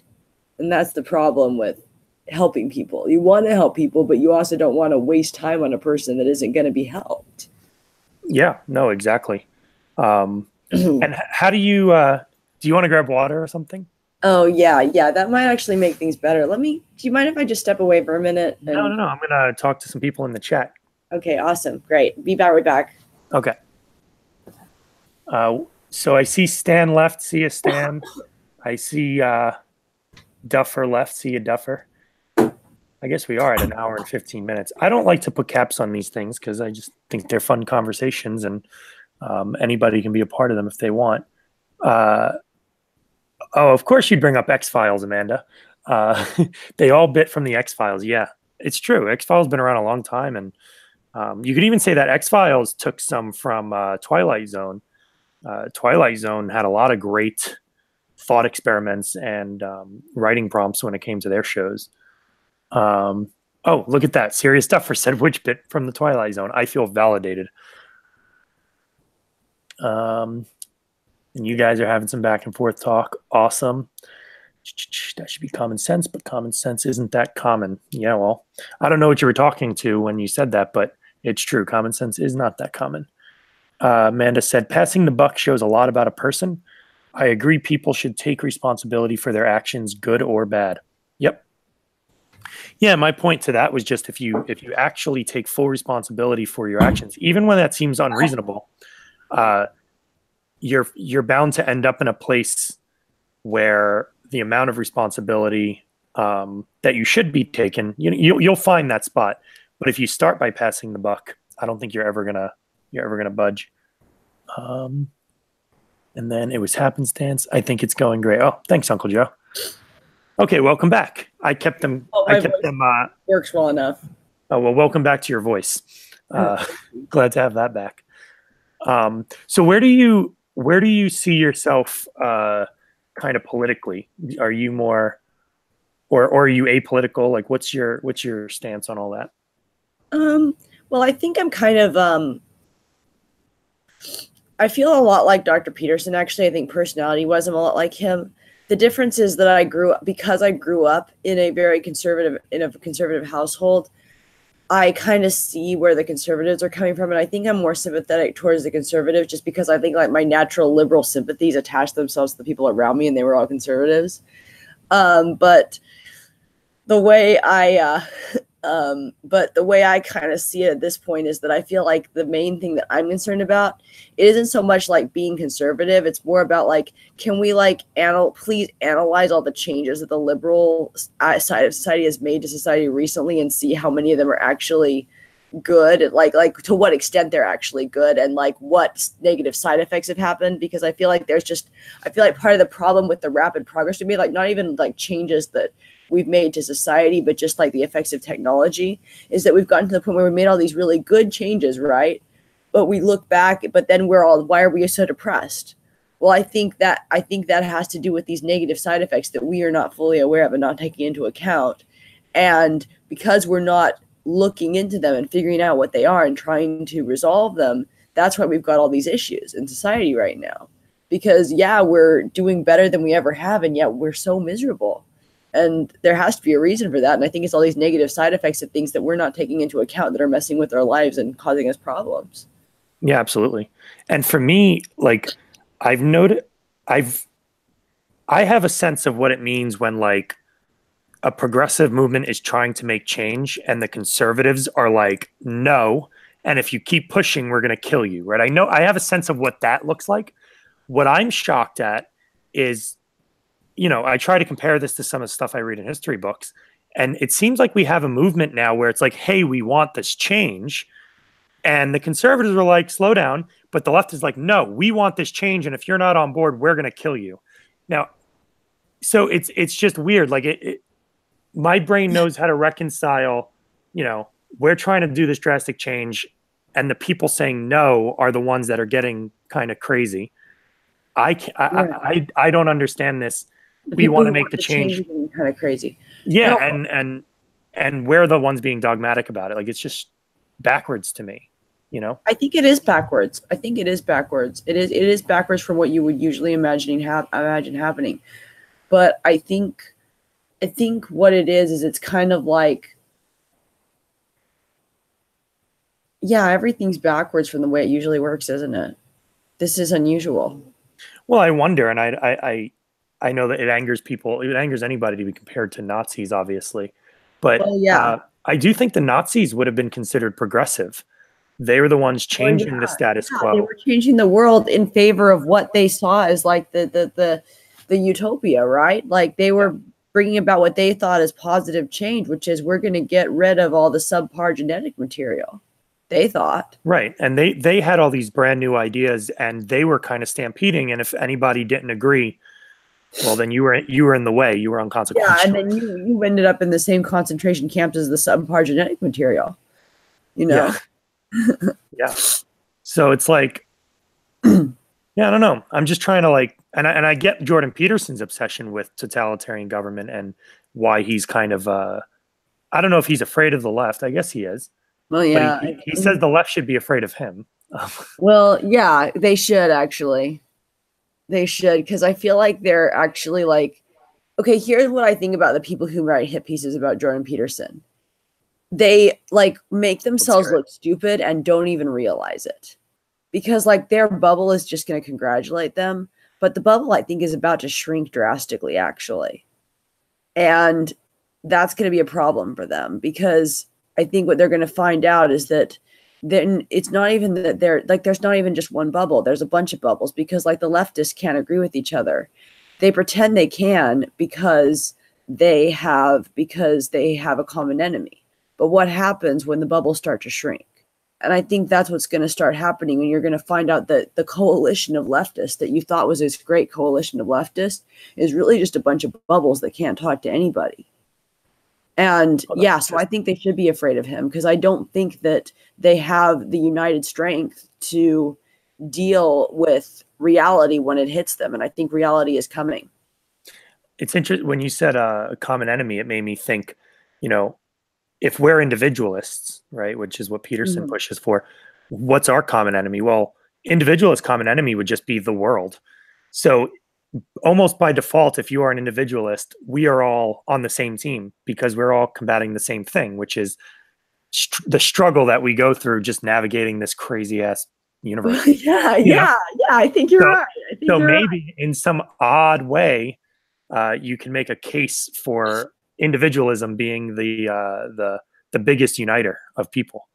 I think it is. Actually, it's funny, but I was thinking today about how, how the left makes a big deal, the far left makes a big deal about diversity, but it's kind of like, it feels like enforced diversity. Enforced diversity. We need to use that, because remember the whole enforced monogamy thing? Yeah. With Peterson? Yeah. Enforced diversity. Oh, that's like a perfect thing. Like, I'm gonna steal that. It's awesome. Yeah, go ahead and use it wherever. But the enforced diversity. The problem is, like, enforced diversity is completely counterproductive, because the whole reason for diversity is so people can make different choices in the first place, because that's what makes life fun. Oh, I see what you're saying. By forcing diversity, it's a bit of a like, it's a bit of an oxymoron. Get rid of diversity the moment you enforce it. You get rid of real diversity for the sake of your fake diversity that you're trying to enforce. Yeah, no, I get what you're saying. Yeah. If you have to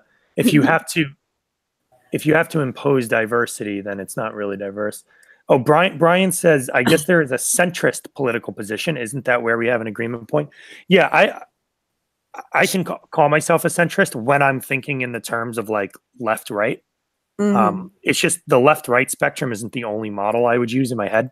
So centrist, it works in that model for me, but I think it also, I tend to think that my political or lack thereof position exists outside of the spectrum, because I really just care about open discourse more than I care about any policy on the left or the right.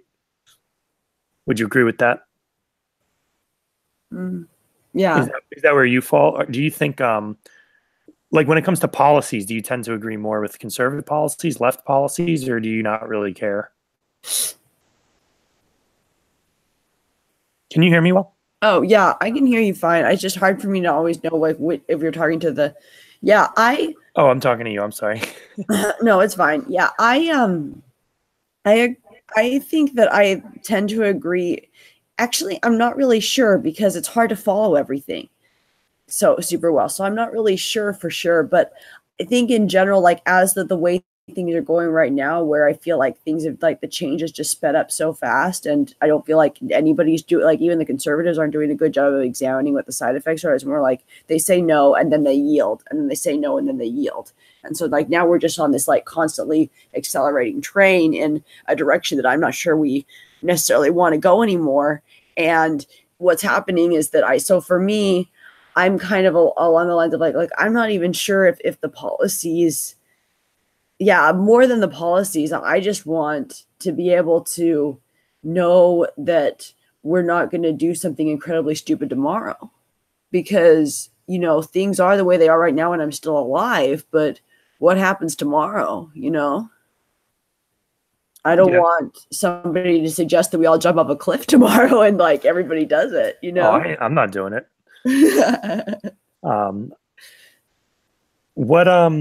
So speaking of tomorrow, what are your views for the future? Are you optimistic, pessimistic, neutral? I guess I'm sort of both, because I'm kind of feeling like I feel like the internet has sort of initiated this moment where like now we all have to decide if we can really live together or not. Because it used to be you could just move to another city and get away from the people who had opinions you didn't like.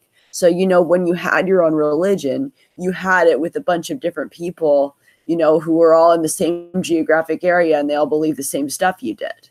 Or, you know, when you rooted for your local sports team and it was just easier to root for only your local team and be really mad at everybody who had different teams. But now you're in a situation where because of the internet, we're constantly communicating with people in random locations all the time.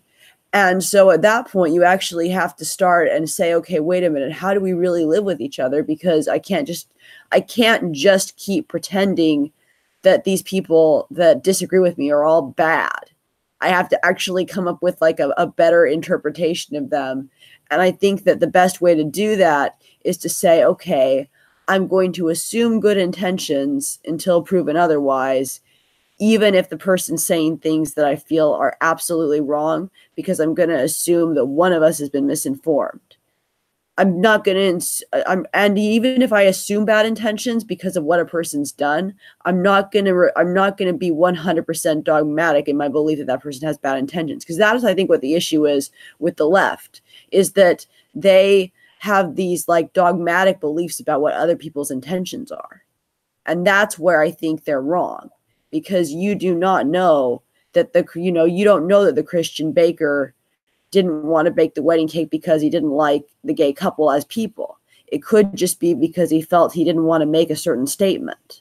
And why didn't he want to make that statement? Oh, well, because he didn't like that couple as people. Well, no, maybe he thought that their relationship was different than the heterosexual marriage and didn't want to make that statement that they were exactly the same. Is that like, you've got to have nuance here about what different people's opinions can be.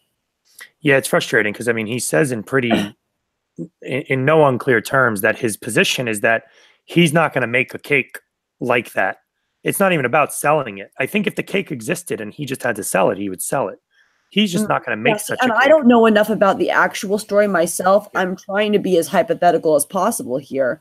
But I'm just saying, if your perception is that, no, it could never be about anything other than not wanting to treat people equally because you don't really think of them as people, then there's something seriously wrong with your mind, because you have refused to see that other people could have other presuppositions other than the ones you started with, that they could be acting on different information that really makes it so that their intentions are good. Even if their actions are bad, like, you can still think that their actions are bad, but please do not just assume that their intentions are bad just because you think their actions are bad, because people make mistakes all the time. Yeah, I mean, and I've been in the situation myself where people will say, you only behave that way because you think XYZ, and I'm like, no, I don't think XYZ at all. Actually, the reason I behave that way is because I think this other thing. No, you don't. You think XYZ. And it's like, well, I don't know how to argue with that. Yeah, it's like, and that's how I feel about the whole, like, and that's why the whole like racist, sexist, bigot, homophobe accusations are so frustrating. That like Ben Shapiro will bring up, because if someone calls you a racist, there's no way to prove to them that you're not a racist, because you could be a total racist and you'd still say you weren't, you know? So like, there's no, like, if someone calls you sexist, same thing, you know? You can't prove that you're not a sexist, because it's all in your head and you're the only one who knows what your thoughts were. That's and like, what is it? Hitchens, right? Christopher Hitchens, I think, coined it, where he says something like big. He didn't use the word big. I think he says like outstanding claims require outstanding evidence. So it's like, if somebody's trying to tell you what you think, right, the burden of proof better have a whole lot of stuff to be able to pull up and say, okay. And I kind of feel like if you're going to do that, you ought to be able to still say, like, even if you're making an outstanding claim and you have outstanding evidence, you should still be able to say, okay, I'm not 100% sure I'm right, because it's your freaking head, you know?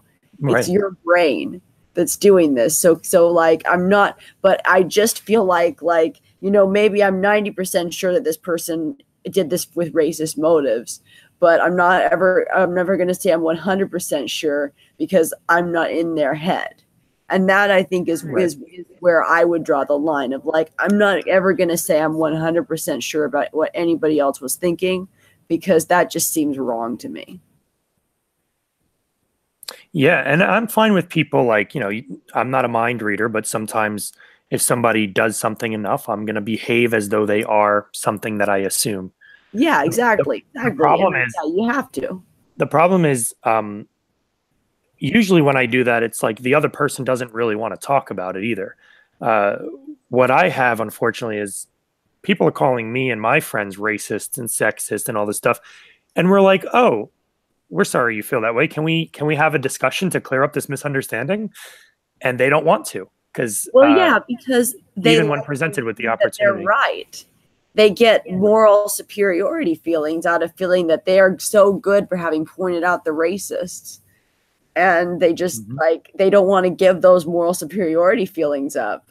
But that's so sad, because they're missing out on you.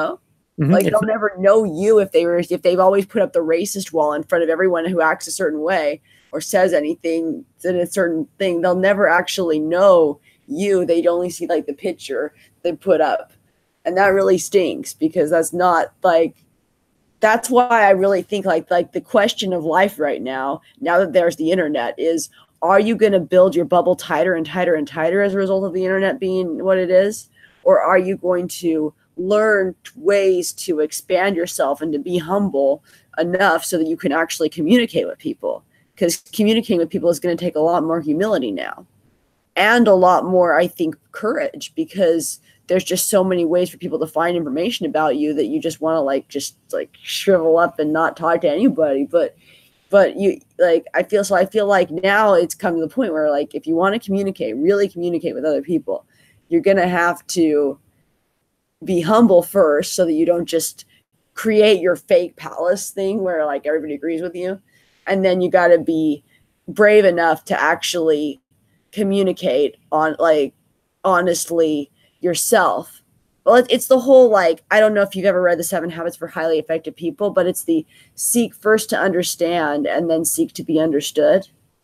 So you have to seek first to understand. That means not being too proud to do that.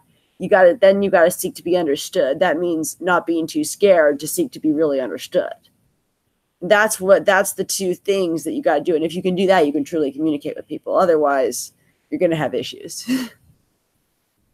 Oh yeah, and I have plenty of communication issues. Well, it's hard to tell, because I'm sure, like anyone else, there are some people I can communicate with just fine. Like we're doing, I think, a pretty damn good job. Yeah. But it's obviously not a one size fits all, or maybe there is a one size fits all, and I just haven't been able to implement it well. Because if you read books have you read How to Win Friends and Influence People? I think I might have, but it was way back so long ago that I've kind of forgotten. Whatever you're going to say, I've forgotten it. No, it's just I'm not going to quote anything from the book, but it just seems that a lot of people who've read through that one will contest. They'll say, if you follow this book, you'll do fine. Most people will like you. And I can kind of see it. They have all different kinds of advice where, like you said, seek to understand before seeking to be understood. And then, I don't think this comes from the book, but they'll mention it in a different way. The whole idea of sandwiching criticism. Oh yeah. Yeah. I think that what's hard for me about books like that is that it's all about the technique, and I have a hard time remembering to use the technique. And when I do, it feels fake. Right. So that's the issue that I have. But, that's good self-awareness. Yeah. For me, I'm finding that lately there have been times where I've known what the technique was and I've chosen not to follow it. But I've chosen not to follow it because I kind of got the sense that I think the principle behind the the technique says ABC, but the principle behind the technique is principle 1. Okay. A completely different principle. So if I can just follow the principle, even though I'm not following the technique, things will still be okay, I think. And it seems to be okay still, I think. So because of that, I'm kind of going with the techniques. If you know what the principle is behind the technique, then maybe it's okay to try a different technique if that technique actually works better, rather than sticking to the technique so much that you lose track of the principle. Yeah, and I think because I have friends who are into like pickup artistry, and Uh-huh. they'll say, well, the reason you do the technique is so that you can better understand the principle. It's like the reason you read the Bible or you go to church is so that you can better understand what's underneath it all. And it's like, okay, maybe. But my problem is, and I don't know if I would have, I suspect actually growing up, I might have been on the Asperger Hmm. spectrum. I'm not sure. But my problem is I will start using a technique or doing something and it'll work with like some percentage of people. But Hmm. then there's these other people that will give me completely opposite feedback and they'll go, I hate when you do things that way. And I'm like, but that's the way you're supposed to do it. And it's like, well, not with me. And then I'm like, well, now I have to remember every single person's preferences, which Yeah. is why I think I'm more into the whole individuality thing, because if Yeah, people were exactly. more individuals, they wouldn't blame me for their inability to deal with the way I Right. communicate. Right. Well, I feel like you have to treat people like individuals when you're interacting with them on a one-to-one level. I feel like the challenge comes when you're interacting with a whole group of people at once, because you have to in other situations too. Like you stand up in front of a whole room or you post a video on YouTube. You can't make a YouTube video that is the same as a one-on-one conversation with everyone Yeah. else at once. You're going to offend some people, right? Assuming enough people, YouTube if only video. one person watches your videos, then I guess that's fine. But if you're like Jordan Peterson, you're probably going to offend at least one person who liked you before in every video you produce, just because somebody's going to watch it that only liked this other stuff, and then you say one thing that ticks them off, and you've offended that one person. It's really sad, because you probably wouldn't have if you'd been like just having a one-on-one conversation with them and can get direct feedback from them as an individual. But you've kind of got to say, okay, well, when I'm interacting with a person just one-on-one, this is how I do it. Like, I can like get the feedback and find out what this one person wants, but I also have to have a sense of what people in general want, so I can interact with the whole group at once if I need Right. Yeah. And I feel like we used to have a sense of that as a society. Like it used to to. be phrases you would hear where, well, you can't please everybody, Yeah, or I don't agree with him, but it's a free country. He can say what he wants. right. Now it's completely the other way, where it's like, well, there's like three people that this offends, and you didn't take that into account, so take it down. It's like, wait a minute, what? You're a minority, and I don't mean that in the political sense. It's like very few people think the way you do, but you're going to say because it offends you, I have to do it differently. It's just the complete opposite of what I felt our culture was in America. Mm-hmm. I mean, I don't know Well, about other countries, so I think American culture, that's what American culture is. And I think more people I think because of Jordan Peterson, partly, actually, I feel like Americans are we're waking up to our own culture and we're saying, wait a minute, no, this is actually the part of our culture that's valuable and that we don't want to lose. And so I think you're kind of seeing a sort of like a free speech and American culture resurgence. Not in the sense of like we're going to assume we're better than everyone else, but more in a sense of we're going to assume that this part of American culture is better, is the one thing that, like, out of all the things that America got right, like maybe this is the most important one, that we're actually allowing other people to have different opinions. So let's not lose that, yeah, yeah, and when I bring it up to people, um, they'll often compare, even just my friends who want stricter borders for economical reasons, right? There are very economical reasons to have strict borders. Uh, my friends will say, well, we can't allow all opinions. We can't treat all opinions the same. That's like, Yeah.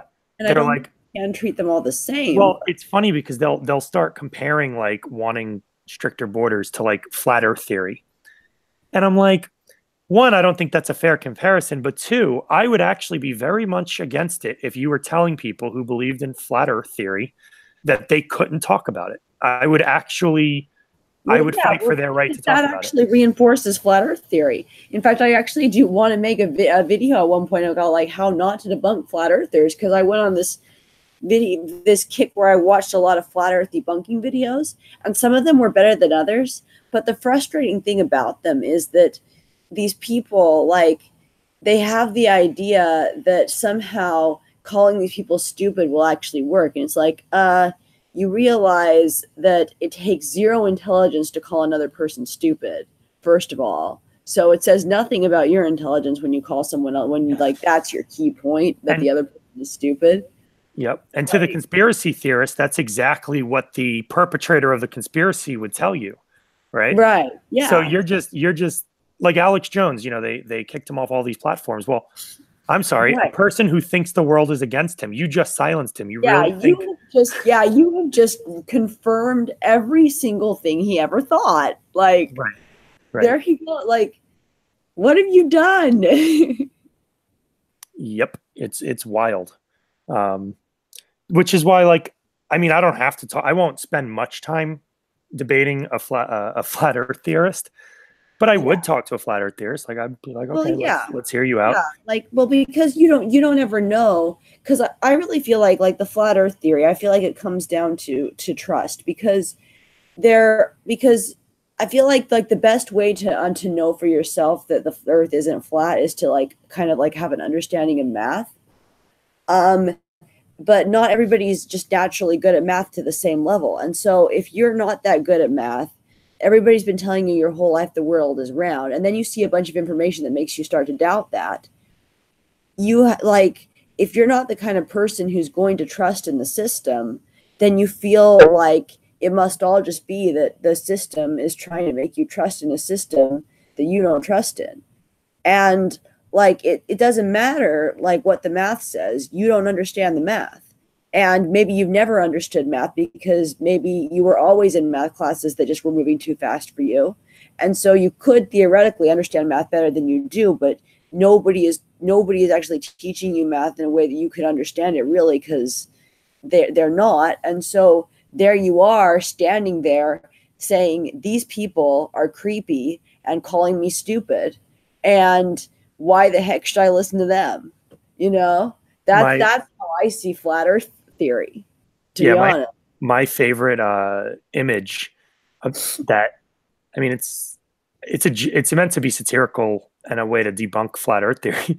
But my favorite one, it's like, it shows the sun and it shows all the planets and they're all round. Because you can look at the sun and you can see that it's round. You can see Jupiter on some nights and you can see that it's round. But then the earth is flat. And they're like, it's weird how that works. Like, it's just, it's weird that you look out and every planet is round, but you think the earth's flat. But of course, what's funny about that is that I don't think most flat earthers trust what they see in the sky at all anyway. They think they're like in the Truman Show or something. Yeah. And so because of that, I don't really blame, like, I kind of feel like they're not really sure that anything's round, really. So can we just, I don't think we need to use that. That's the thing. Like, if you're making a counter argument to someone's position like that, you should know what they actually think before you do it, because we look at it and we're like, oh, well, look at all this other stuff that's round. They're looking at it and think, I'm not really sure. Like, I don't have a good enough telescope to be able to check for myself that this thing is round. Why should I believe you that this thing's round? Yeah, and then even if you do show them, you could always, what's funny about it is mathematically you could explain away a lot of this stuff, but it would be very, very, like, for example, you can actually describe the whole universe as though it revolves around the Earth because of relativity, right? Mm-hmm. But it wouldn't be very ordered. The math would be crazy. But if you look at our solar system revolving around the sun, well, now the math just simplifies, right? So theoretically, they could, with some very, very multivariable calculus, describe the universe. Some like really complicated system. Yeah, they'd have to really warp geometry. And they could do it. But that's the thing, is the system works better when you think of the world as round. But it depends on what level you're thinking of it at. Well, and that comes down to the pragmatic truth thing we were talking about, though, with the whole idea of like, it works better if you act as if the stories are true, but it works better if you think the world is round. Well, it does now. I'm sure at some point in history, it probably didn't matter. And to an ant, an ant walking around an orange, they probably just think they're walking on a flat surface. It doesn't matter if it's round or if it's... Well, like, I don't think about the world being round as I'm driving to work, I Right. don't need to. So like most of the time I don't think about the fact the world around. But I know that there are a lot of occupations for which I would have to think about the world around, or things would be a lot harder. Right. And And so do you follow Scott Adams at all? no, but I see things that he does from time to time that I whenever I do, I think they're really interesting. Yeah. He says that humans didn't evolve to, like, we didn't have to have an accurate representation of reality in order to survive. We Mm-hmm. only needed to survive. And Yeah. it turns out that uh, any anybody who requires an accurate representation of reality to move forward would never do anything else, right? Because Mm-hmm. it would take you too long. So we have all these shortcuts built in, and I think this is what you're Mm-hmm. talking about with the pragmatic approach. Um, and as long as it allows us to survive, then it is a model that is going to be passed on to the next generation. Mm-hmm. No, just an interesting thought about reality. Like, do we actually, even what we think is reality might not be, because we're not Yeah. evolved. We're not evolved to. We don't actually have to understand reality to survive. Yeah. I don't know if you had thoughts on that. Oh yeah. Well, I'm just thinking I've been thinking about like the difference, I guess, between cognitive processes and like the physical reality that those cognitive processes run through. And just I feel like there is the objective physical reality, but there's also the subjective reality that we experience. And the subjective reality that we experience might never line up perfectly with the objective physical reality, but you've got to get it lined up close enough that you don't end up banging your head against a wall pretending that you're not, but at the same time, this if the subjective personal reality is miserable, then you've got to ask yourself why that is, even if you understand the objective physical reality perfectly well. So like both of those should be working, like both of those things are important. People try to pretend one or the other isn't. Like you have on one hand like the ultra scientists who like act like the subjective personal reality we experience isn't important at all, and then you've got on the other hand the radical whatever you call them on the left that are going around and saying that like objective reality doesn't seem to be important to them at all. It's like, well, no, you actually kind of need both Yeah, to be able to. they're both kind of lying, and especially I would say the person who says objective reality doesn't matter at all, because the people that I've met, at least that say that, where they're like, oh, the only thing that matters is like your subjective truth.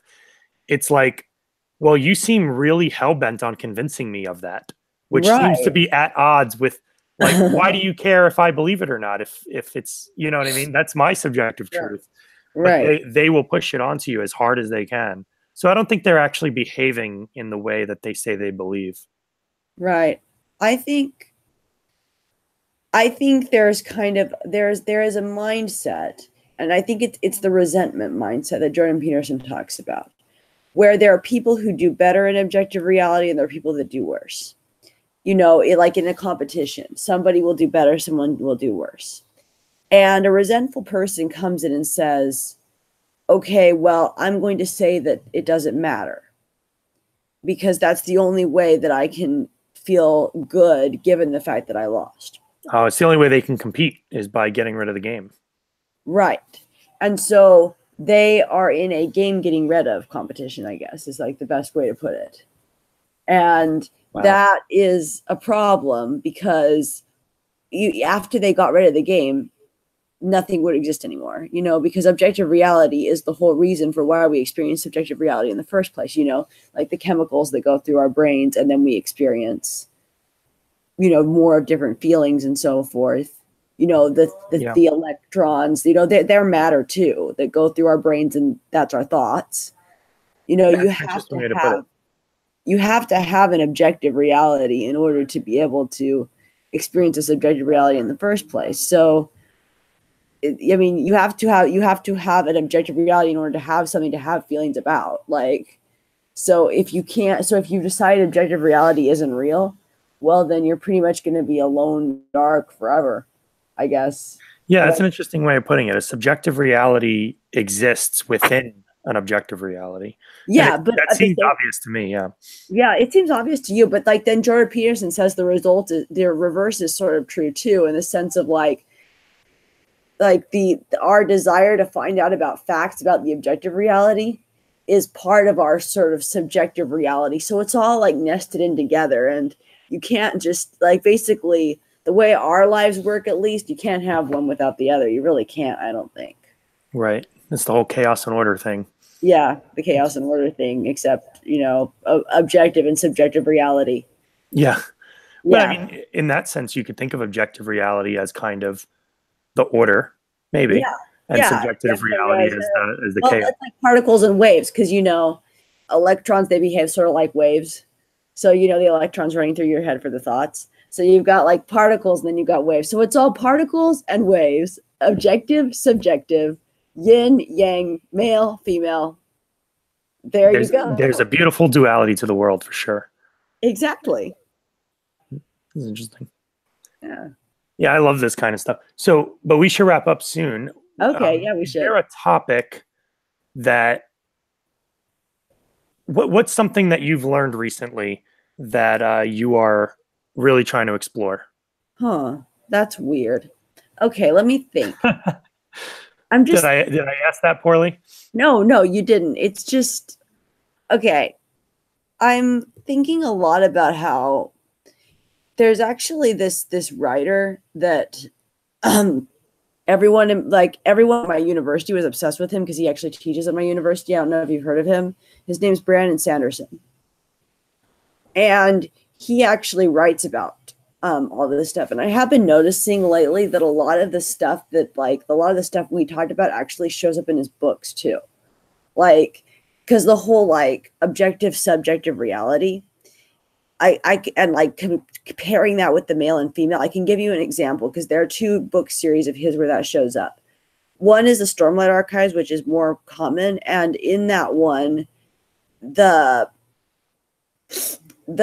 hero, like the main male character who's like the male lead, in like the third book that is the most recent one that came out, his powers seem to like be more like particle based, in the sense like he actually like can like bend the laws of physics where he is, so he can like make it so like the law of gravity works differently for him than everyone else. So it's basically like he's flying around and everybody like, That's cool. or like he can send somebody else flying around if he can just touch them first and so forth. And so like that's like his main set of powers, right? Well, but he's like he bends the laws of physics. Well, the way, and so he's sort of like a particle based thing where like it's very easy to see, and because of that, like it's very easy to see when he does stuff. Whereas like the main girl character, she actually she like controls like different like pathways to reality and the way things look. So she's sort of like an illusionist. She makes things look different than they like. To everyone or to herself? Oh, to everyone. Okay. And so like she makes herself like look like different people. She, and she also like by showing people like different like ways that they could be, she like can kind of influence them for the better too. So she's like a whole like personality and perception manipulator. I was going to say, so he bends reality and she bends perception. Objective reality. Yeah, perception. Yeah, he bends reality, she bends perception. Okay. So like that's the duality, but it matches the male, female, yin and yang thing, right? That we were just talking about, right? Yeah, that is interesting. He did another one that was shorter, and this was a young adult trilogy, but it's the same type of thing because basically the heroine in that trilogy, she bends perceptions and she bends reality, but in a weird way. She bends it by like altering like probability states of like the universe. So like it was going to be like, well, damn. They're trying to make they're supposed to be in a place to make cupcakes, but they're really infiltrating the palace to try to spy on, like to try to rescue someone from one of the villains. So like they're trying to make cupcakes, but they don't really know how to make cupcakes, and so she ends up like, and they're not really doing it because they're also trying to spy, and so like she actually ends up using her powers to like make it so that the cupcakes are like now cupcakes, so like it looks like the cupcakes are cupcakes. I see. So they there's like a non-zero chance that we'll accidentally make a cupcake, so she makes it 100% chance. I guess, yeah, something like that. And she can also make herself look like different people. Like she can do stuff like that. And so then, but the guy, the hero, he goes through this whole thing where he's like fighting these supervillains, and then at the end, he actually gets powers too. But his powers are I can turn stuff to steel. Like I can make it, and it's interesting because basically he's like making the probability distribution that she created real. So it's sort of like she like creates a probability distribution with her whole thing, and then he's like collapse steel. Interesting. So they do. So he relies on her to do that. So well, yeah. The point is they work better together because like then they like her powers are better when he's there, and like actually work for better purposes when he's there, and he gets the powers or like recognizes that he has the powers or like can use them in a good way, really because of his love for her. See, and, so, and that does sound like the whole male-female dynamic. Yeah, exactly. So I'm just kind of thinking that like this is all connected in like ways that I didn't realize until recently. And so having this conversation has just been cool to see how it sort of leads up to. And then you ask me, well, what else do I know? And I say, well, Brandon Sanderson books, and I really don't know, why he wrote those. Like, I just think it's cool that those books come out, and then I know those books, and then all of a sudden I see all this other stuff that lines up with this book, and I'm like, yeah, that's nice. Yeah, that is interesting how that happens, right? Yeah. Yeah, I kind of, and it was, I think it was independent, but maybe it's not a coincidence. But I discovered Jonathan Haidt right after I discovered Jordan Peterson, and then you find out that they both taught at Harvard together, and it's just like, they're into a lot of the same stuff. So yeah, I mean, I know yours is like fiction and reality, but it's still interesting how it happens. Yeah.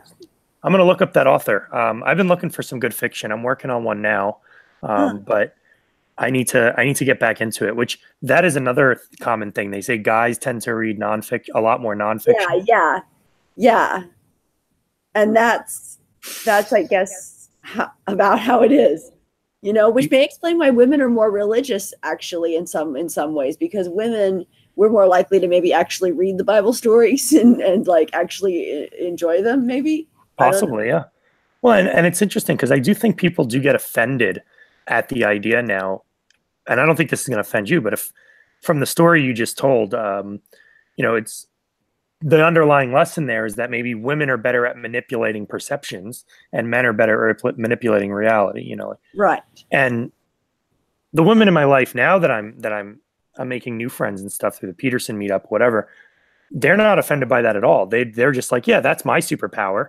And that's your superpower. Like there's like a mutual respect for, the things women are better at than men and vice versa. But the feminist type, oh my gosh. It's so offended. Right. Like I think they want to be great at everything. It's like, no, we're the best at everybody's equally good at perception and reality if we just socially engineer it to be the case. It's like okay, how boring is that? Try really hard to manipulate the perception and make it look like it's that way, but you know what? That is interesting. Reality is there.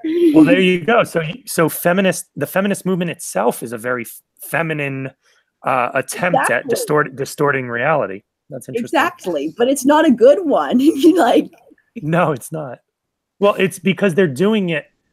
I think a person who is a master of changing people's perception would do so understanding reality, where here they're doing it with a lack of understanding of reality, which is just disastrous.